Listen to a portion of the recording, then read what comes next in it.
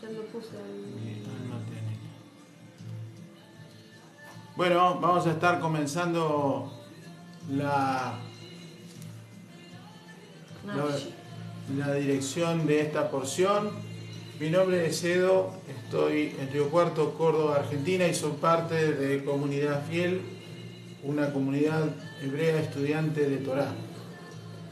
Esta semana la Torá nos presenta dos porciones conjuntas, igual que la semana pasada, que solo en tiempos bisiestos se estudia por separado. Este año es un año ordinario, un año normal, y tenemos dos porciones que conviven, Aharei Mot y Kedoshim. Ocupan los capítulos 16 al 20 de Levítico, 5 capítulos, y estos capítulos son casi prácticamente los más relevantes e importantes de la Torá, y vamos a ver por qué. Tienen que ver con esto de la santidad, de una manera primero, de una manera indirecta en Aharei Mot, y después de una manera concreta en Kedoshim, ser santos. La pregunta y el título de este estudio tiene que ver con ¿ser santos se puede? ¿Cuál es el nivel? Porque hay una diversidad de opiniones y conceptualidades que los sistemas religiosos a través del cristianismo en todas sus ramas han instalado y hasta han podido deformar, ¿sí?, o adulterar el significado. Por eso yo te animo a que, si no lo hiciste, escribas esa pregunta: ¿puedo ser santo? Y respondas, ¿qué opinas? ¿Soy santo, no soy santo, puedo serlo? No sé cómo querés escribirlo, poné la respuesta y vamos a trabajar en ello, viendo cómo el Eterno va conduciendo, el Eterno Padre va conduciendo la dirección de este estudio, de esta enseñanza a través de los 5 capítulos mencionados en la Torá.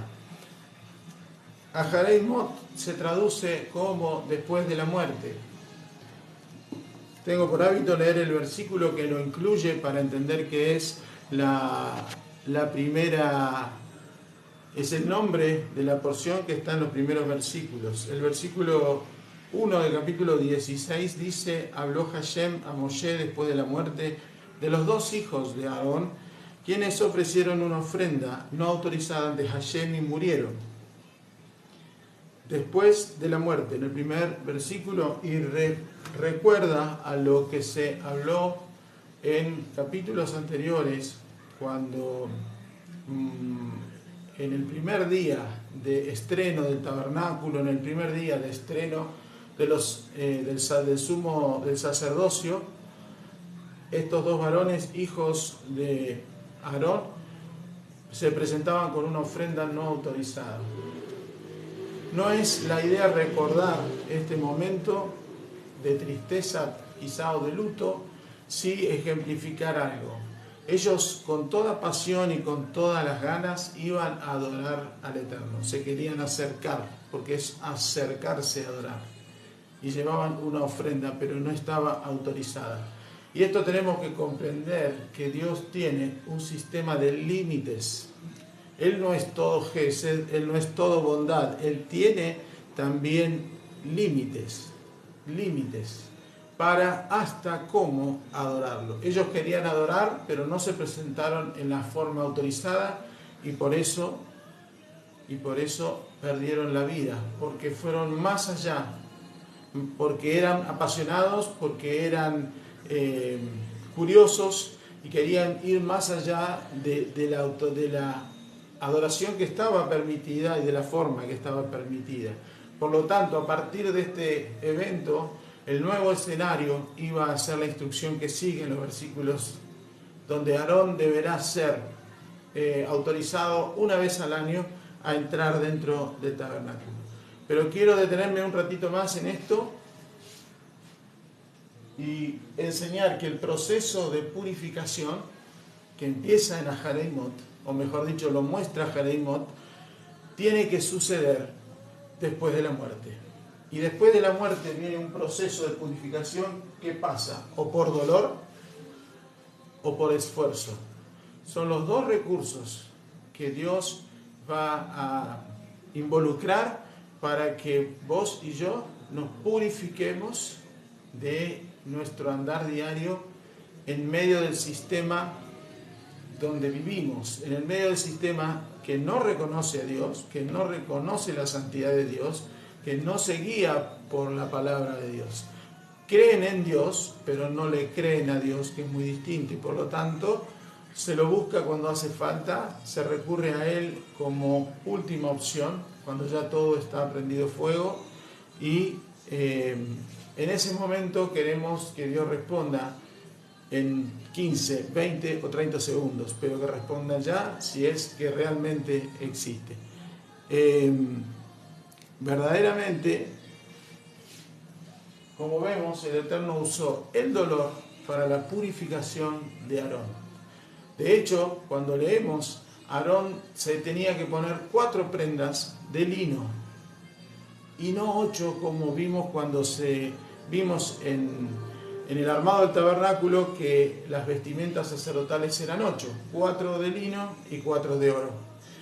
La purificación se mostraba también en su indumentaria. Él solo podía usar 4 y de lino, las de oro no. ¿Por qué? Dios le estaba enseñando a Aarón que el mismo oro que representa la divinidad de Dios es el oro que usó él para hacer el becerro.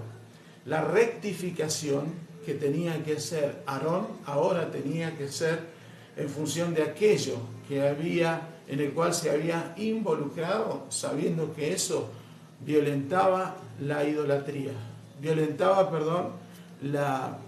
el amor al Eterno, y se inclinaba hacia la idolatría, violaba los 2 primeros pronunciamientos o las 2 primeras palabras o mandamientos de las tablas, porque aquel ídolo fue levantado y se le dijo de ese ídolo: este es el Dios que te sacó de Egipto. Las mismas palabras que dice el primero de los mandamientos: yo soy Yud-Hei Vav-Hei, que te sacó de Egipto. Y el segundo versículo habla: no te harás imágenes, no irás por ídolos, no tendrás otra imagen ni en los cielos, ni debajo de los cielos, ni en la tierra, solamente yo. Por eso Aarón tenía que pagar, o mejor dicho, tenía que purificarse con una rectificación basada en dolor o en esfuerzo. A él le tocó dolor. Perdió 2 hijos y ese día, el primero de Nisan, el primero del mes primero, no se le movió un pelo. Él estuvo firme cumpliendo su tarea sacerdotal. Y esto me parece que es relevante. Y como nosotros estamos en un proceso de purificación, que es lo que vimos las porciones anteriores, que era camino a la purificación, tenemos que entender que no es el final. El final es, como dice el apóstol Pablo: yo estoy convencido que aquel que comenzó la obra la perfeccionará hasta la llegada de Mashiach. Por lo tanto, y el proverbio de Salomón dice que la luz de los justos la senda de los justos, nuestro camino. ¿Qué camino? El de purificación, es como la luz de la aurora, que va en aumento hasta que el día es perfecto.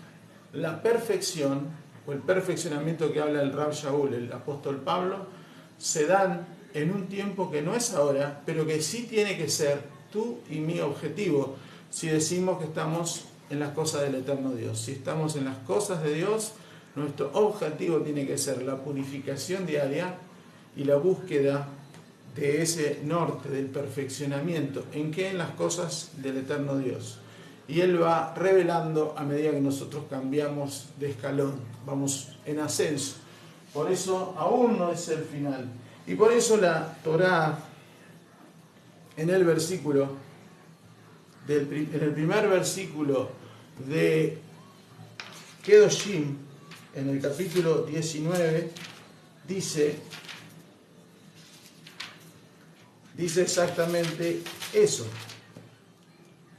Hashem habló a Moshe diciendo: transmítele a la comunidad israelita, diles: seréis santos, pues yo soy Hashem, Elohim de ustedes, y soy santo.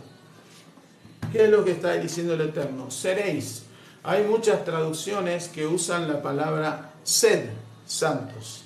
Sed santos es una orden, pero seréis santos es un objetivo. El proceso de santidad, de santificación, es correctivo todos los días. Vamos santificando nuestras porciones. Tendremos que aprender qué es ser santo, qué es la santidad, para saber si podemos ser santos, pero empiezo a deshacer esto. Seréis santos, no es ser santos. Ser santos es como que te tiran un bloque en la espalda y empieza un trabajo doloroso y decís, no, esto no es para mí, abandono las cosas de Dios, yo no nací para ser santo. Pero si lo tenemos como objetivo, como un proceso de edificación personal, el proceso de ser santo, la santidad, la vamos a ir conquistando. Es un proceso que vamos a ir conquistando. Pero vamos a ver mucho más allá de qué es esto de ser santo. La palabra, a ver qué tengo aquí. Hay un modelo que es la Torá. Yo tengo una Torá. Quizás no tengas una Torá y tengas la Biblia tradicional. Bueno, vino alguien que se hizo Torá, que es, o mejor dicho, la Torá se hizo alguien que es Yeshua, y él dejó un modelo de vida para nosotros, los occidentales, las ovejas perdidas de la casa de Israel, o mejor dicho, para los no judíos, porque los judíos preservaron la Torá, preservaron las costumbres, preservaron un estilo de vida conforme a lo que entendían Dios pedía, y la tribu de Judá se mantuvo junto con la de Benjamín en la tierra prometida que es Israel, y conservaron lo que el Eterno mandaba se conserve. Ahora, para nosotros, que perdimos de vista la identidad de Dios, que nos perdimos en las costumbres paganas, necesitamos un modelo, y el modelo es Yeshua, que es la Torá encarnada, el verbo hecho carne. Eso dice Juan en el capítulo 1, en el versículo del 1 al 14, viene toda la formación del verbo, del paso del verbo a la expresión del verbo, que es la materialización en Yeshua. Él se tabernaculizó, así dice la Biblia textual, y él representa el modelo de vida que una persona de hoy debería seguir, avanzar en el día a día, y escuchar cómo él hablaba y cómo él actuaba. Hablan de integridad y de coherencia. Lo que había aquí lo practicaba con sus hechos y con sus palabras, y lo que hablaba y practicaba es coincidente con la Torá. Ese es el modelo que nosotros tenemos para corregir y comprender. Lo que tenemos que limitar es el deseo de recibir. El deseo de recibir. El deseo de recibir es propiamente un deseo de la carne, de la materia, de lo que es tierra. El deseo de dar es algo que viene de los cielos y se manifiesta en nuestro interior. Pero el deseo de recibir es lo que más gravemente tenemos la lucha, el deseo de recibir. Para que comprendamos quiénes somos, el Dios eterno, nosotros, mejor dicho, somos del Dios eterno una chispa divina.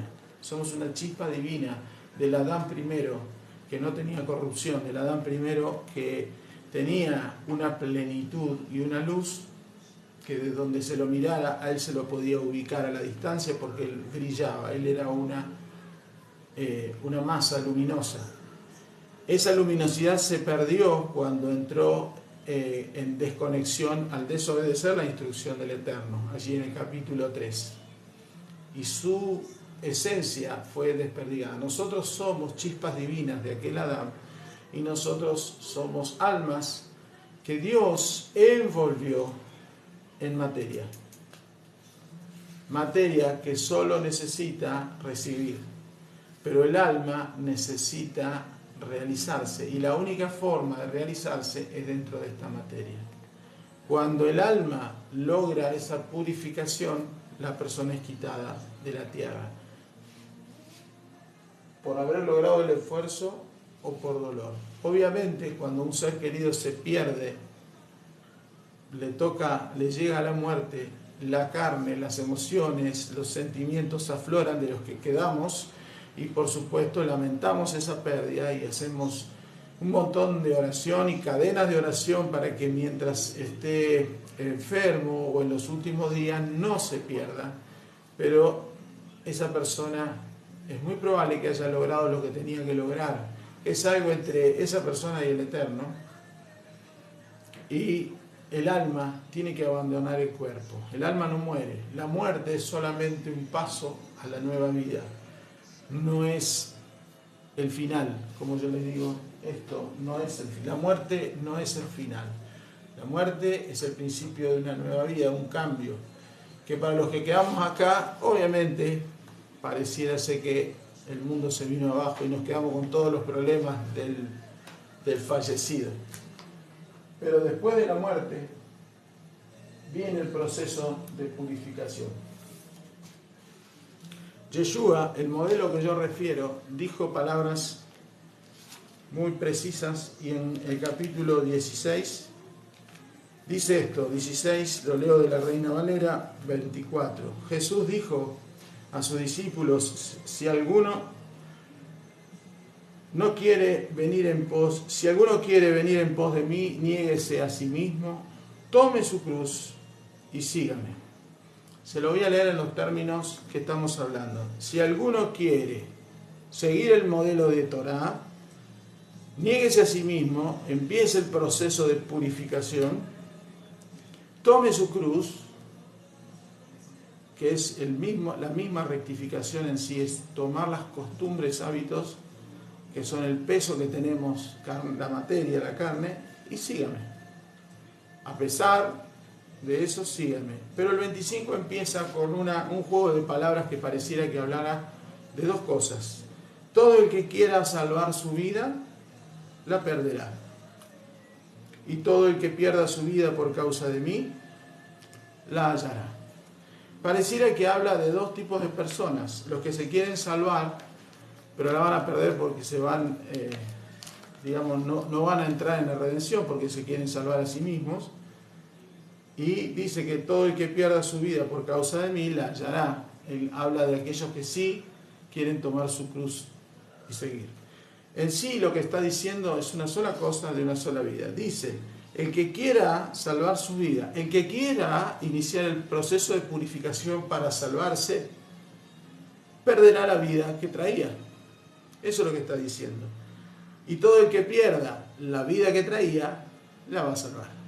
Es una sola vida con un cambio de mentalidad, una elevación de conciencia y un terrible cambio de mentalidad, radical. Radical porque vamos a ver que hay muchas cosas que nosotros a diario hacemos inconscientemente o por la necesidad de nuestra carne, y que si cambiamos el enfoque podemos alcanzar ese paso nuevo que es ser un poco más santos, un poco más santos. El versículo 5 de la Torá, en el capítulo 16, dice, versículo 18, 5, 18, dice, cumplan mis decretos y mis leyes, las cuales una persona debe cumplir y vivir en ellos. Yo soy Yuhei Babhei. Vivir en ellos. No es que la palabra vive en mí, lo que yo tengo que hacer es vivir en ellos. ¿Qué hizo Yeshua o qué hizo la Torá? Se vivió en él, en Yeshua. La palabra vivió en él. Ahora yo tengo que meterme en la palabra. Para meterme en la palabra tengo que disfrutar la vida de otra manera. Mirar, cambiar los anteojos con los que estoy mirando la vida. La Torá dice, vivan en ellos o vivan de ellos. Pero en definitiva, que la palabra rija mi vida, que la palabra ordene mis pasos y me anime a ese trabajo de rectificación y de proceso de salvación. El Eterno dice quiero encontrar el versículo que habla sobre la santidad al final del capítulo 19, 20, perdón.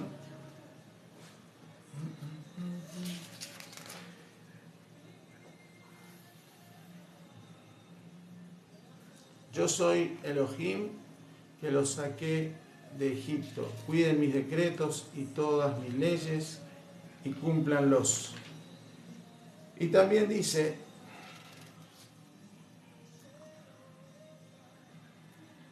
cuiden mi Shabbat y reverencien mi santuario. Yo soy Hashem. Él es el que nos ha apartado. Él dice, yo los separé, yo los convertí en un pueblo separado.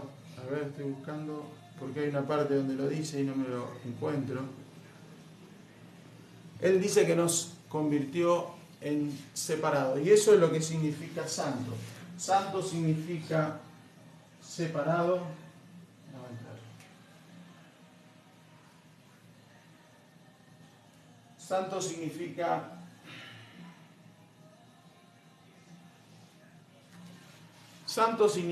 separado, significa consagrado y significa que va más allá, hacia lo infinito. ¿Por qué? La instrucción inicial de Kadoshim dice, seréis santos porque yo soy santo. Bueno, ¿y qué es Dios para ser santo? Dios no tiene dimensión de tiempo, no tiene dimensión de espacio, no tiene limitaciones, de Él solo sale bondad, sale Gesed, sale amor, también sale justicia, que también se trata aquí. Entonces, lo que yo tengo que ir es más allá de la limitación de mi mente y de mi cuerpo. La instrucción que yo no entienda de la Torá, hay muchas instrucciones, misbot, hay muchos decretos que están en la Torá, pero que por ahí nuestra mente no los entiende, entonces no los cumple. Y es ahí donde erramos. Como no lo entendí, no lo hago. Pero si yo quiero ser santo, tengo que llevar mi entendimiento a una mente más infinita. Lo hago y comprenderé qué es lo que quiso decir. No pierdo el tiempo o no me niego en no entenderlo. Hay una, a ver, decretos. Acá, por ejemplo, no siembres tu campo con semillas de diferentes especies, no vistas ropas de tipo Shanet. Este es el versículo 19 del capítulo 19. Las ropas de tipo Shanet combinan fibras de lana con las de lino. Y el Eterno dice, no mezcles lana con lino. ¿Vos entendés qué es eso? Él dice, no las vistas. Y son decretos, es una instrucción, es una orden. ¿Para qué? Para que nuestra conciencia sea elevada. Yo cuando lo leí por primera vez no lo entendía. Si vos lo entendés, es porque cambiaste de nivel. Yo cuando lo averigüé, que es lo que voy a compartir ahora, es muy simple. La ropa de lana y de lino mezcla vida con muerte. La lana se obtiene del animal en vida. La oveja no muere, pero el lino, sí. La planta de lino es cosechada y muere. Entonces, Dios dice, ustedes son santos, están separados de toda forma de muerte, están consagrados a lograr un propósito. Vos y yo tenemos algo que hacer acá en la tierra. Y esto es muy importante, estas porciones te tienen que despertar 3 preguntas. ¿De dónde venís? ¿Hacia dónde vas? ¿Hacia dónde vamos? Porque esto es plural, yo ya las estuve pensando. Y la tercera, ¿ante quién vamos a rendir cuentas? 3 preguntas muy definitorias. ¿De dónde vengo? ¿Hacia dónde voy? ¿Y ante quién voy a rendir cuentas? Y ese ante quién voy a rendir cuentas me despliega 2 preguntas más. ¿Qué puedo hacer? Ese es mi potencial. ¿Y para qué estoy? Es propósito. Cuando yo rinda cuentas en el día del juicio final, en un en un día de juicio final, que es Yom Kippur, vamos a saber, nos van a preguntar, ¿qué hiciste con la habilidad de? ¿Qué hiciste con la capacidad de? ¿Qué hiciste con el talento de? Que se te fue dado. Y entonces estaremos abordando la santidad. La santidad es enfocarse en aquello por lo cual fuimos diseñados y creados. Para eso, para encontrar para qué estoy, para responder estas preguntas, necesito el proceso de purificación, el proceso de purificación, el deseo de recibir. Cuando nosotros cerramos el Shabbat, como lo vamos a cerrar hoy, se hace lo que se llama Abdalá, y Abdalá significa separación. Y la oración dice, bendito tú que separas lo santo de lo profano. Y habla de las costumbres del mundo. Entonces, lo que el Eterno espera que nosotros brillemos como algo destacado en la tierra, que no seamos parte de las estadísticas de la población de la ciudad en donde estamos, que no seamos un nombre más en un DNI, que no seamos parte de un documento de identidad, que no seamos alguien que pasa inadvertido. Si bien la humildad tiene que ver con esto y el hacerse de acá y el dar sin esperar nada a cambio nos lleva a un proceso de anonimato, no es uno el que debe manifestarse, sino que debe ser reconocido, y Dios dice eso, cuando tú hagas algo en privado yo lo reconoceré en público, y eso es la bendición que tenemos.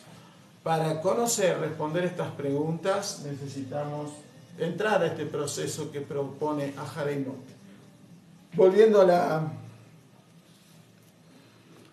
la Torá y la instrucción, después que pasó lo de la muerte de los hijos de Aarón, Nadab y Abiú, la instrucción es que el sacerdote podía entrar solamente una vez al lugar santísimo, una sola vez, luciendo estas 4 prendas de lino, color blancas, porque son pureza, y tenía que hacer una expiación especial, un ceremonial específico. Se tenían que tomar 2 chivos que iban a representar a la expiación y la expulsión de los pecados que tenía el pueblo. Era un proceso donde se traían 2 chivos delante del sacerdote, eso estaba en la parte de afuera, delante del templo, pero en la parte de afuera del tabernáculo, y uno iba a la derecha y otro iba a la izquierda según la suerte cayera. En una urna había 2 tablitas que tenían una inscripción particular. Una decía a Hazael y otra decía a Hashem, o al Eterno, o a Dios. Entonces el sacerdote tenía que meter sus manos a la vez y tomar esas 2 tablitas. La de la derecha era consagrado a Hashem y la de la izquierda era a Hazael. Y ahora vamos a ver qué es esto que dice. Con esto el proceso seguía, que se sacrificaba el chivo de la derecha y el de la izquierda se lo llevaba al desierto para ser despeñado en una montaña. La sangre del primer chivo era el que hacía la redención, hacía la remisión de pecados, y el otro chivo es el que se llevaba afuera de la ciudad los pecados del pueblo. Fuera. Era el proceso de purificación que estamos viendo. Ahora, Yeshua, esto tiene una conexión con Pesaj, que Yeshua se encargó de reunir en una sola acción en tiempos de Pesaj, cuando él fue entregado y enviado al madero para su sacrificio. Él cumplió con la ley de Pesaj, instruida en el capítulo 12 de Éxodo, pero también cumplió con la ley de Yom Kippur, que estamos tratando en el capítulo 16. Eso hace en todo el capítulo 16. Yeshua es identificado como el Cordero. Juan el Bautista dice en sus primeras palabras, las primeras palabras cuando lo ve a él, dice: este es el Cordero de Dios que quita el pecado del mundo. Así son las palabras. Pesaj tiene un cordero que es de Dios, pero no quitaba el pecado. El cordero de Pesaj lo único que hace es traer libertad de Mizraim, libertad de esclavitud. Eso es lo que provocaba ese cordero y marcaba en las propiedades hebreas o en las casas que tenían la marca de la sangre de ese cordero, que la muerte pasara por arriba. Entonces era una forma de evitar la muerte por esclavitud, pero no redimía al pueblo, no era una redención. Pero cuando Juan el Bautista agrega que quita el pecado del mundo, este cordero ocupó el lugar del chivo de la derecha. Y lo vamos a ver más adelante. El de la izquierda, como dije, iba a Asael, y el de la derecha iba al eterno Dios. Asael se llevaba los pecados afuera de la comunidad, afuera de Israel, afuera de eso. El Eterno separaba lo santo de lo profano. Todo pecado es profanar su nombre, afuera, con este animalito. Y con el cordero que quedaba, la sangre del cordero servía para redención, y con eso lograba la expiación de todos los pecados, de toda la culpabilidad que habría sobre el pueblo. Muy bien. En las escrituras de los evangelistas, en el pacto renovado, en el Brit Hadashah, aparece el relato de cómo fue seleccionado Yeshua para ir al madero. Bajo Pilato, que tenía que conducir los destinos de Yeshua, él se lavó las manos. Pero se lavó las manos después que delegó su autoridad. El que tenía la autoridad para hacerlo era él. Pero como vimos en la Torá, en el capítulo 16, tenía que ser un sacerdote el que hiciera el ceremonial de elegir quién se iba a Asael, hacia afuera, y quién iba a ser sacrificado. Cuando Yeshua es traído delante de Pilato, Pilato recuerda que en Pesaj siempre liberaban un preso, así cuentan los relatos, y se recordaron que había un preso de alto calibre que es Barrabás. Y Barrabás y Yeshua son presentados delante del pueblo, y particularmente Yeshua está a la derecha de Pilato y Barrabás a la izquierda. Él no quiere crucificar o tomar medidas contra Yeshua, por eso le pregunta al pueblo, y son los fariseos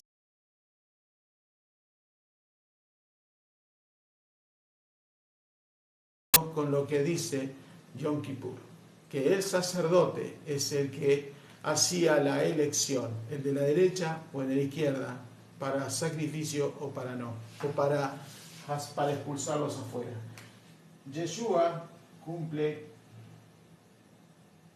en 2 fiestas la redención. Este es Barrabás.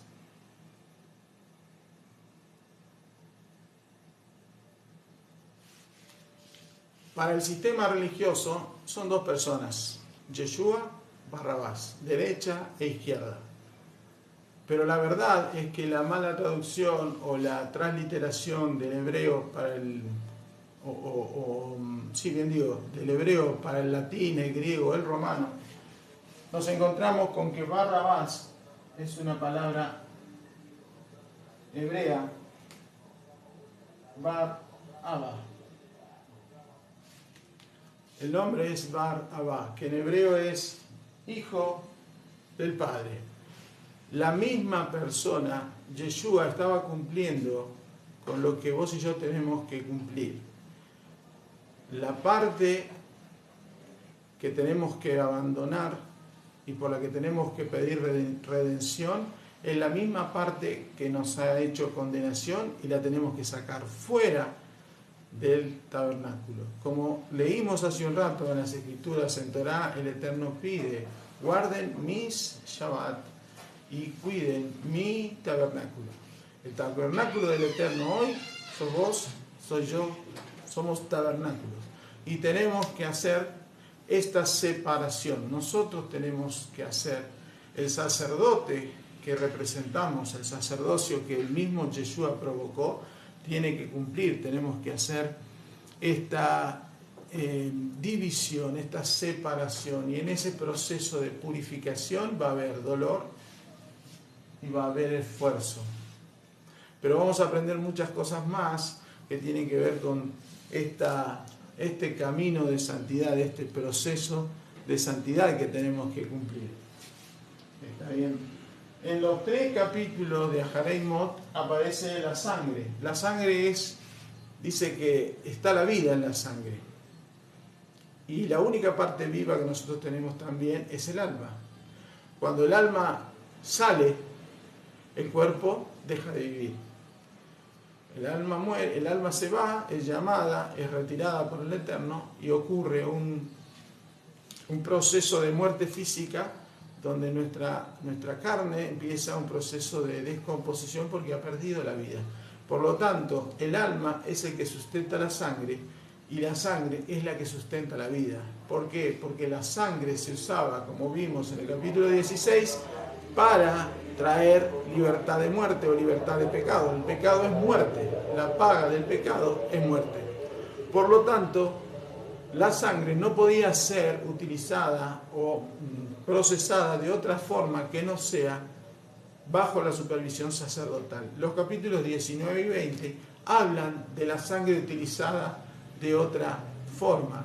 La sangre es utilizada para hacer un sacrificio fuera del tabernáculo y comerse los animales sin la aprobación del sacerdote, y eso no estaba bien. Y el último capítulo habla de lo que hacían con la sangre los pueblos que habitaban la tierra prometida, donde iban iban dirigidos los hebreos, hacia esa tierra, la tierra prometida por el Eterno a los patriarcas. Lo que el Eterno dice, sean santos, es no copien los sistemas de vida de esos pueblos, entre los cuales uno de ellos es comerse la sangre, comer la sangre en la carne. El proceso kosher o el proceso de purificación de la carne es controlado hoy, por lo menos en Israel, por una persona que tiene conocimiento de la Torá y tiene la precaución de lograr una muerte casi inconsciente del animal. El proceso kosher, en el degüello del animal, casi el animal no se entera que fallece, es procesado. De este lado del planeta tendríamos que tener primero la certeza de dónde viene la carne faenada, de dónde se consiguió, si es carne correctamente adquirida, o sea, animales correctamente adquiridos, prolijamente faenados, y aún de ese conocimiento la carne se lava 3 veces luego de ser pasada por sal. O sea, se la lava, se la embebe en sal, se la vuelve a lavar, se la deja en reposo, se la vuelve a lavar, se le vuelve a quitar la sal y se la vuelve a lavar. Este proceso de convertir en kosher o en ser una comida preparada, es algo, digamos, complicado en este lado en este lado occidental, donde la normativa es más religiosa, pagana, no hay una especificación, no es fácil poder conseguirlo, poder lograrlo, lamentablemente. Quiero avanzar. Al final del capítulo 19, ya terminando la porción de Aharei Mot, la Torá dice: no harás pasar a los hijos por fuego, como dice el dios Moloch. Moloch es un dios que tenía por hábito recibir sacrificios de niños que pasaban primero por el fuego. Esas prácticas obviamente pertenecen solo a sectas. Hoy en día pueden llegar a suceder con sectas específicamente identificadas con la oscuridad. Pero traído a nuestros días, traído a nuestras costumbres, el fuego es un proceso. El fuego representa procesos duros, difíciles, y lo que no hay que hacer pasar a los hijos por fuego se refiere a que es nuestra responsabilidad como padres, y para todos los padres, estar conscientes de qué están aprendiendo y qué le estoy enseñando, de dónde saco yo la instrucción y cómo controlo que lo que ellos reciben como instrucción que se almacena en su entendimiento no les va a hacer pasar por fuego en un proceso de vida difícil.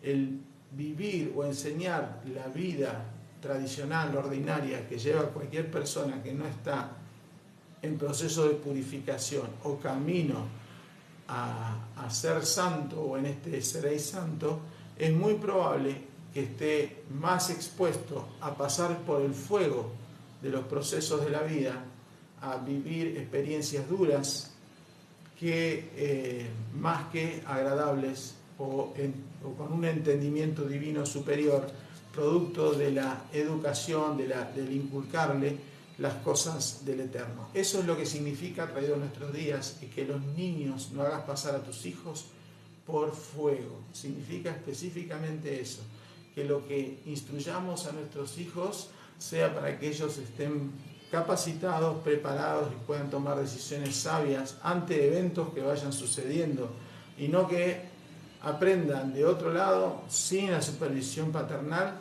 y que cuando vengan los procesos pasen por fuego. Con esto terminaba, por eso acá dice que esto, y comenzamos con Kedoshim, es interminable. Para que entiendan, Kedoshim tiene 64 versículos, esos dos capítulos, 19 y 20, pero hay 51 mandamientos o instrucciones o misbot. De los 64 versículos, 51 mandamientos hay dentro de esta porción. Por lo tanto, el tema de ser santo y decir yo creo en Dios y yo soy pueblo de Dios y yo voy a la iglesia de Dios y todo esto que tan livianamente hacemos de boca, es un tema delicado, profundo, pero a la vez simple. Y eso es lo que vamos a resolver para que podamos terminar de definir en qué consiste la santidad, ¿sí? Siempre pensando en esto. Todas las porciones anteriores hablan de las leyes del tabernáculo, qué es lo que había que hacer, qué es lo que se podía hacer, qué es lo que no se podía hacer, cómo se habían que hacer los sacrificios en el tabernáculo, dónde había que tirar la sangre, qué se hacía con los restos del animal, dónde se comía, si se comía en el tabernáculo, quiénes podían entrar, quiénes no, en qué momento, cuándo se prendían las luminarias, cuándo se prendía el incienso. Todo era en función del tabernáculo. Ahora el tabernáculo se anula y ahora empieza a tratarse el hombre. Todas estas leyes que figuran en estos 5 capítulos son para vos y para mí, para aplicación hoy, inmediata y práctica, para que no digas que no podés ser santo.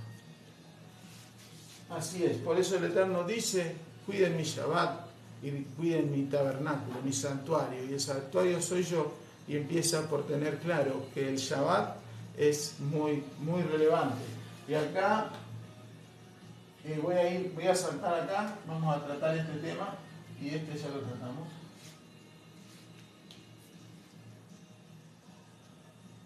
Los padres y el Shabbat. En el capítulo 19,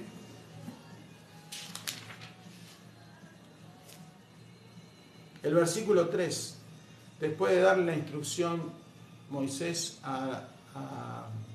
Dios a Moisés para que le diga a todos los israelitas que seréis santos, porque yo soy santo, el versículo 3 dice, respete cada uno a su padre y a su madre, cumplan mis Shabbat. Yo soy Hashem, o yo soy Yuhei Babhei, Elohim de ustedes. ¿Qué relación tiene estos dos mandamientos que figuran en las tablas de la ley, ¿sí? Guardar el Shabbat y respetar padre y madre, honrar padre y madre? Cuando vos y yo fuimos concebidos, había 3 personas involucradas: la vasija, la madre, el que tiene la semilla, que es el varón, y el Eterno, que decide poner vida o no. Esa sociedad dice, así como yo te mando a reverenciar a padre y madre, tenés que reverenciar al tercer socio de esa sociedad gestacional que sos vos y soy yo. Eso significa esto. El Shabbat adquiere el mismo nivel de importancia porque ahí está el padre de la vida. Papá y mamá son el papá y mamá de nosotros, pero el papá de la vida es el tercero de la sociedad que provocó o habilitó o permitió que el acto sexual fuera fructífero y se cumpliera el propósito de esa actividad sexual en orden, en matrimonio. Por eso, honrar a padre y madre y guardar Shabbat tiene que ver con esto. Ahora, yendo más profundo, la sabiduría hebrea tiene en el árbol de la vida nuestro dos dimensiones de luz que están sobre el alma, que es la que se desarrolla aquí en la tierra. ¿Sí? En la luminosidad superior hay tres dimensiones, una se llama corona o keter, donde está la presencia divina, y después dos inmediatas que se ponen a derecha e izquierda. La de la derecha se llama Jogma, que tiene que ver con sabiduría y refiere al Padre, y la otra dimensión de luz es entendimiento, que se llama Binah en hebreo y representa a la Madre, está sobre la izquierda. Por lo tanto, esto, llevado a estos términos que te comparto, significa guarda mi Shabbat, honra a la sabiduría y el entendimiento que recibiste de la luz divina. Padre y madre son sabiduría y entendimiento que recibimos por estar en las cosas del Eterno. Ahora, el Shabbat es el momento en el cual nosotros nos convertimos en vasija receptora y recibimos a papá y a mamá, sabiduría y entendimiento. Eso es lo que está diciendo aquí sobre esto. Después de este versículo dice que viene una ofrenda. El versículo 4 dice, no vayan tras los ídolos ni se hagan dioses de metal fundido. Yo soy Hashem, Elohim de ustedes. Este versículo lo único que dice es, no pongas a la misma altura un Shabbat, no pongas a la misma altura a papá y a mamá con los sistemas de conquista que usa el mundo, los ídolos. Y sabiduría y entendimiento también están en juego aquí, porque hay ídolos que tienen que ver con las ciencias, con los conocimientos de la tierra, que se ponen a la altura o quieren estar a la altura de la concepción divina de todas las cosas. Eso es lo que dice el cuarto, es una advertencia. Y el quinto dice, cuando ofrenden a Hashem un sacrificio de paz, sacrifíquenlo con la intención de obtener gracia. Y dice sobre este sacrificio de paz que es una comida que debe ser consumida en 2 días. En el tercero ya es un sacrificio no aceptado, ya no se puede consumir. Rápidamente, lo único que te voy a explicar de esto es que esta ofrenda de paz, esta cena preparada, tiene que ver exclusivamente con la cena de Shabbat, del viernes y del sábado, de Shabbat. ¿Sí? Si lo llevamos a la celebración, a la primera aparición de Shabbat en la Torá, en la segunda, en el capítulo 16 de Éxodo dice que Dios les dijo, a partir de ahora van a recibir comida todos los días, pero el viernes tienen que juntar doble porción. Estaban los hebreos en el desierto y se quejaban porque no tenían comida y querían comer carne. Y les dijo, junten comida para 2 días, viernes y sábado. Cuando preparamos el Shabbat hoy aquí, la comida se prepara el viernes para comer viernes y sábado. ¿Qué quiere decir la instrucción que acabamos de leer? Que la comida de Shabbat tiene que ser consumida entre viernes y sábado. Esa comida está reservada como ofrenda de paz para hallar gracia. ¿Cuál gracia? La de recibir a papá y mamá con el Eterno. La misma sociedad con la que fuimos creados es la misma sociedad que te trae revelación y luz a tu entendimiento. y tenemos que hacer una ofrenda festiva que es una cena, recibiendo como invitado principal la presencia divina. Y eso es lo maravilloso de este mensaje. También habla, a partir del versículo 9, habla de las cosechas, de granos y de vides, o sea, de cereales y de vides. Y habla particularmente del cuidado que tenemos que tener con lo que está en las esquinas y con los granos o las espigas que se pierdan en el camino o los racimos incompletos. Dice la Torá: cuando recojan la cosecha de su tierra, no recolectes por completo en las esquinas de tu campo, ni juntes las espigas que se caigan durante la cosecha. Tampoco recolectes los racimos incompletos de tu viñedo, ni juntes los frutos caídos de tu viñedo. Deberás dejarlos para el menesteroso o el pobre y el prosélito, que viene a ser el extranjero. Yo soy Hashem, Elohim de ustedes.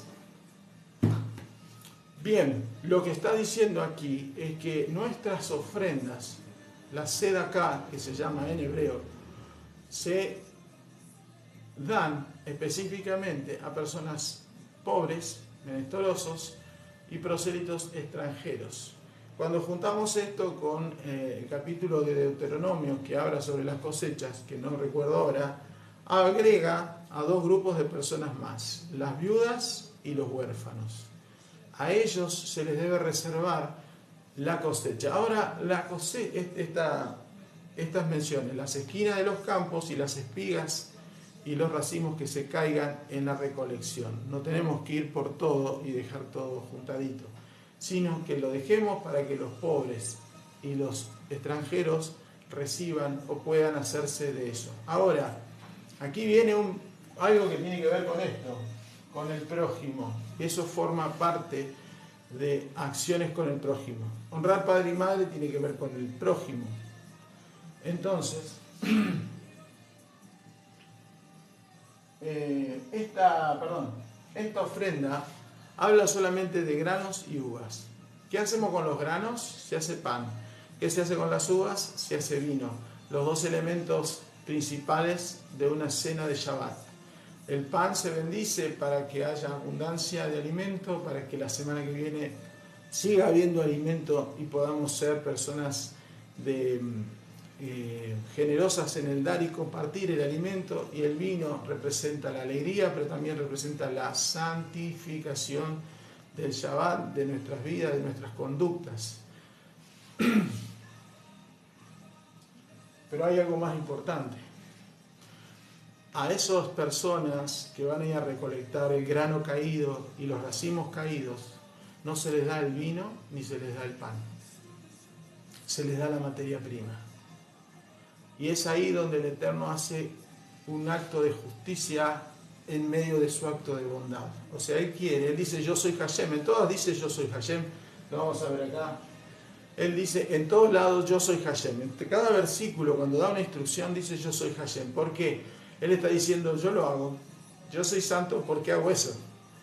Yo soy santo porque hago esto y lo otro que te mando. O sea, todas las instrucciones dice yo soy Hashem. Él está diciendo yo lo hago, por eso querés ser santo, hacelo como yo lo hago. Para eso está esta repetición de yo soy Hashem. Ahora, yo soy Hashem dice yo dejo para el pobre y para el menesteroso, para la viuda, pero no les dejo el pan y el vino, les dejo el grano y la uva. En términos criollos, no le doy el pescado, sino le doy la caña de pescar para que vaya a pescar. Y es ahí donde nosotros fracasamos, siendo o queriendo ser más buenos que el mismo Dios, que Él dice, dale la materia prima, pero no le des todo servido, porque lo que vas a crear en esa persona es una oveja cómoda, como están las congregaciones cristianas llenas de ovejas cómodas, que si no ora otra persona por ellas, ellas no oran. Que si alguien no les da una palabra para que su estado de ánimo cambie, ellos no son capaces de abrir una Biblia para ver la palabra, ni hablar de la provisión. Conocí a una persona en estos días, tuve la oportunidad de compartir un tiempo con él, está ayudando a una persona alcohólica. Sería un menesteroso en este caso, un pobre. Sería un huérfano, porque el huérfano no sabe que tiene un Padre Celestial bueno como Dios, y sería una viuda, no se integra todavía al pueblo de Israel, que es la esposa del esposo que es el Eterno. Entonces, Él está ayudándolo. Empezó ayudándole en su recuperación para salir de la adicción del alcoholismo. Pero el hombre no sale. Él le compra alimentos, lo sostiene, le paga el alquiler de la casa. Actos de bondad maravillosos. Pero el hombre no cambia. Dice que quiere, pero no cambia. Y esto le empezó a afectar a la misma persona que está haciendo estos actos de bondad, le está afectando a él y a su vida familiar, personal, conyugal. Lo que yo te estoy diciendo se lo dije a él y le dije, no puede ser más bueno que Dios. Le estás dando el pescado y no le das la caña de pescar. Y tiene que haber un límite.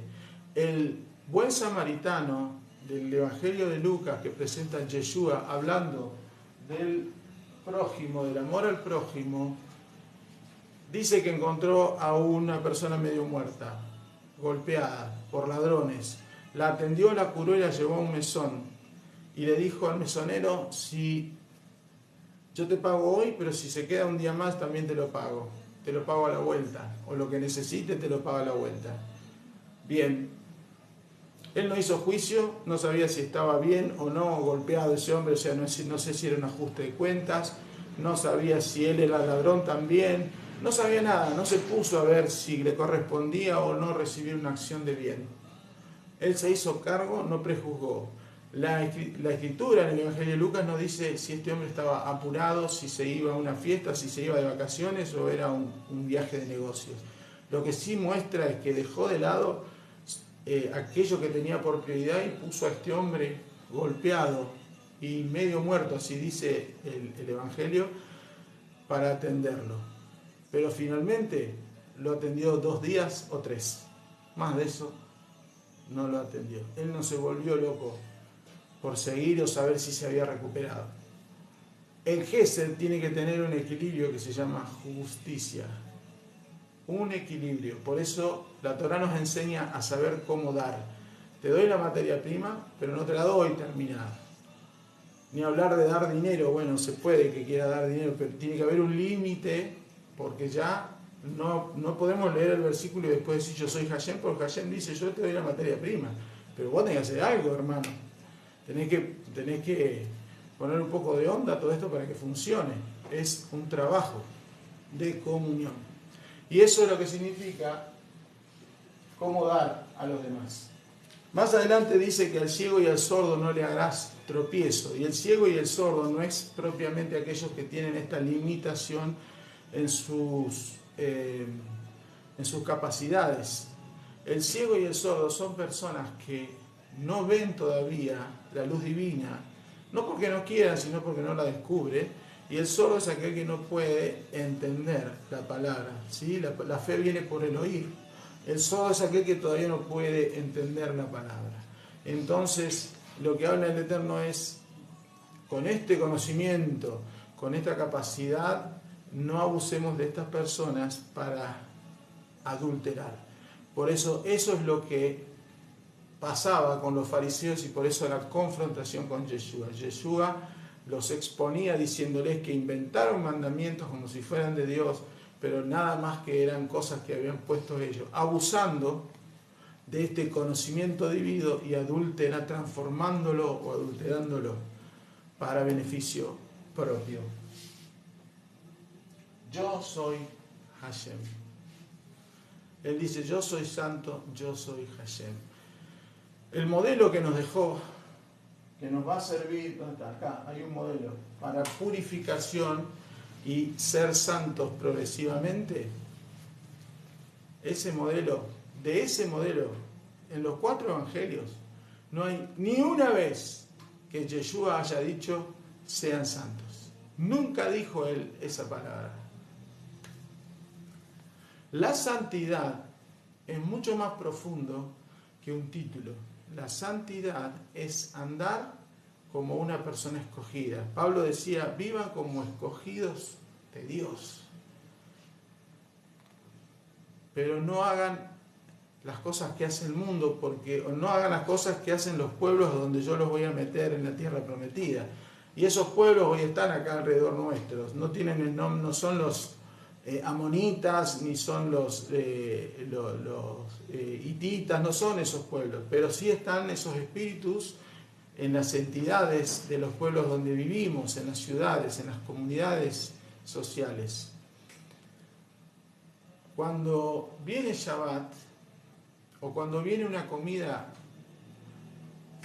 común, diaria, hay una manera de ser santo y otra manera que no. Si das gracias por los alimentos, es un camino hacia esa santidad. Si comes porque tenés hambre, arruinaste la bendición. ¿Cómo es eso? Porque el Eterno te da la oportunidad de comer y te dio la oportunidad de que en tu mesa esté la provisión. El comer por tener hambre es saciar el deseo de recibir de la carne. El deseo de beber agua porque tengo sed es el deseo de la carne. Ahora, si yo le doy gracias al Eterno por tener agua y por poder tomarla, eso es ser santo. Ser santo es mucho más sencillo que todas estas leyes. Estas leyes son sociales y que tienen que ver con dos cosas: el cuidado de la sexualidad, que lo trata muy bien el capítulo 20, y el cuidado de la alimentación. ¿Por qué estos dos? Alimentación, no lo tengo acá. Alimentación y sexualidad son los dos asuntos que resolvió el Eterno cuando creó al hombre y la mujer. Al final del capítulo 1 de Génesis, Él dice, bendice al hombre y la mujer y le dice, vayan, multiplíquense, reproduzcanse, llenen la tierra, domínenla. O sea, tengan una sexualidad pura, porque ahora yo ya los hice matrimonio, ya les di la bendición matrimonial y les estoy diciendo, multiplíquense, llenen la tierra, hagan más imagen y semejanza mía. Sean santos como yo soy santo y hagan lo mismo. Y siguiente dice, ahora les doy de comer toda planta que tiene fruto para que se alimenten. Él solucionó estos dos asuntos. Y estos dos asuntos son tratados acá, prohibiéndole comer comida que tenga sangre, pero es comida, está tratando lo mismo que aquel tiempo, y también condenando toda relación familiar sexual. No tengas relaciones con tu hijo, con tu hija, no tengas relaciones con la hermana de tu esposa, no tengas relaciones con el hermano de tu esposa, no tengas relaciones con animales, no tengas relaciones con tu padrastro ni con tu hijastro. Recorre todo el árbol familiar cercano para volver al versículo original de Génesis 1:28. Vayan, reproduzcanse y multiplíquense, pero entre ustedes. No es que andemos desparramando relaciones sexuales con todos. Lo que aquí condena o limita es para recuperar la chispa divina original. La relación sexual aprobada por el Eterno Dios es hombre, mujer, bajo un matrimonio legal. Es la única relación sexual aprobada. Y la alimentación, bueno, lo vimos en la porción anterior, donde estaba Levítico 11, sobre cómo comer. Eso es lo que tenemos que tener en cuenta. La santidad, vuelvo a repetir, es algo sencillo, es empezar a mirar distinto. Cuando tengo la oportunidad de beber agua, es una bendición y tengo que dar gracias porque puedo beber esa agua y porque la tengo. Hay personas en muchos lugares del mundo que no tienen agua. De la comida que hay sobre la mesa, gracias Señor porque la puedo comer. Mi cuerpo está perfectamente, mi sistema digestivo está bien y mis demás órganos o sistemas interiores funcionan bien, porque hay muchas personas que la misma comida que yo voy a comer, para ellas está tachada porque tuvieron malos hábitos de vida, que los enfermaron y ahora están limitados y condicionados por afecciones de salud. Cuando vos tenés la oportunidad de ver el sol, da gracias, porque hay otras personas que no se van a levantar. Da gracias porque terminó el día y estás vivo. Renegás porque te llega una boleta, una facturación de algún servicio en forma impagable. Pero después Dios te provee el recurso de tener que dar gracias porque tuviste el recurso para enfrentarla. Da gracias por poder estar de pie luchando la buena batalla de esta emuná, de la fe. Pero hay personas que se la pasan renegando. Tenés un día de viento, aquí ayer fue un día espantoso de viento. Bueno, ya estoy hablando mal, pero da gracias porque con ese viento el Eterno rompe las ramas secas y las aves pueden juntarlas para hacer su nido y traer preservación de la especie. A mí me ensucia toda la vereda y tenemos trabajo para barrer, ¿no? A otros, no sé, pero antes de renegar del día, del viento, de la lluvia, pensemos que hay un propósito divino por el cual Él controla todo y está en control. Y eso es lo maravilloso. Ser santo es, sean santos como yo, que no mido el tiempo y que para todo tengo un propósito. Cuando pasa algo, antes de renegar, pensá para qué sirve eso, porque Dios está gestando algo nuevo, haciendo algo nuevo. No sé en qué proceso podés llegar a estar, pero algo nuevo y bueno tiene que venir, porque todo termina bien, porque todo ayuda a bien, así dice la palabra. Con esto terminamos. Porción Ajareimot Kedoshim, desde Río Cuarto, Córdoba, Argentina, comunidad fiel. Mi nombre es Edo, te saluda y te da las gracias por haber participado. Si tenés alguna inquietud o alguna pregunta, podés compartirla, alguna opinión, lo podemos charlar. Voy a estar 5 minutos más. Si querés una imagen de este pizarrón, podés pedírmela en el chat privado, así te la copio y te la mando. Y podés ver este video nuevamente después en el canal que tiene mi nombre en YouTube. Va a estar a partir de mañana seguramente disponible. Te doy gracias por todo el apoyo, por toda la compañía, por haber estado hasta este momento recibiendo la instrucción. Desde Río Cuarto, Córdoba, Argentina, si no tenés consultas o preguntas, damos por terminada la reunión.